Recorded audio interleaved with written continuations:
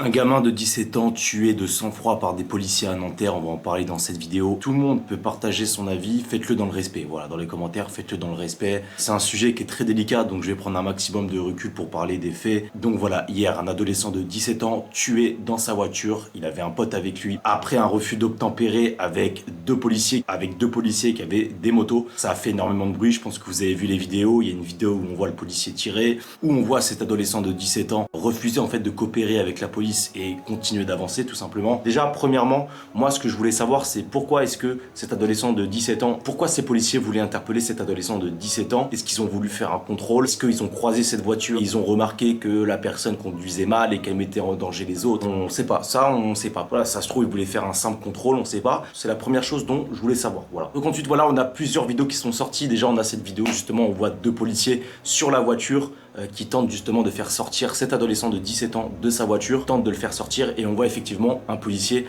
avec un pistolet en train de le viser. L'adolescent décide de pas ouvrir sa porte et de continuer à avancer et c'est là que le policier donc tire une balle de pistolet, je sais pas c'est quelle arme exactement, qui touchera mortellement cet adolescent de 17 ans. Malheureusement sera décédé quelques minutes plus tard. Les pompiers ont tenté de le réanimer, etc.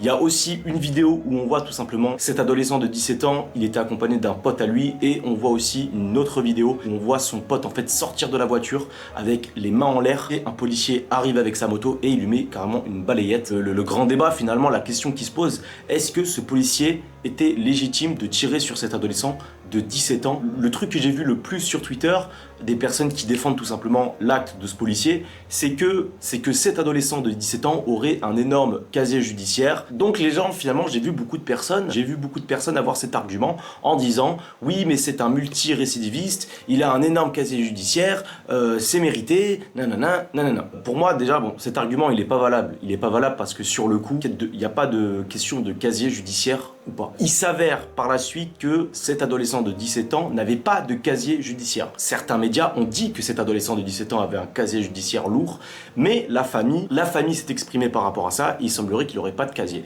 Mais dans tous les cas, ça change absolument rien, puisque ces policiers, quand ils ont voulu interpeller cette personne, j'imagine qu'ils ne savaient pas qui c'était, son identité, etc., ni son casier, donc cet argument n'est pas valable. Voilà, il n'y a pas de oui, mais son casier judiciaire, non. Pour moi, cet argument, il n'est pas valable. Il y a pas de... Un policier n'est pas permis de tirer sur une personne sous prétexte qu'il a un casier judiciaire ou quoi que ce soit. Voilà. La loi ne permet pas de faire ça. La vraie question, c'est pourquoi est-ce que ce policier a décidé de tirer? Il y a beaucoup de personnes qui ont dit que cet adolescent était connu des services de police parce qu'il portait des armes à feu, etc.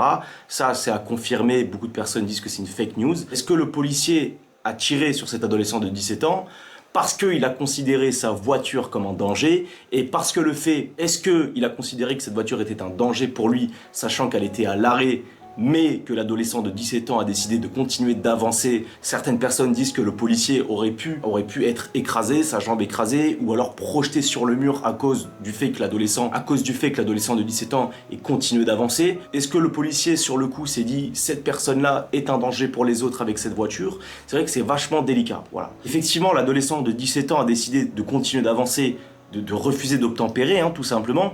Est-ce que cela justifie le tir du policier? La loi ne permet pas à un policier de tirer sur quelqu'un parce qu'il refuse d'obtempérer. Il me semble pas que cet adolescent de 17 ans, en tout cas, il n'a pas été dit que cet adolescent de 17 ans portait une arme, ou qu'il aurait sorti une arme de poing de sa poche ou autre devant les policiers, mais si c'était le cas, je trouverais ça légitime que le policier ait tiré, mais ce n'a pas été dit.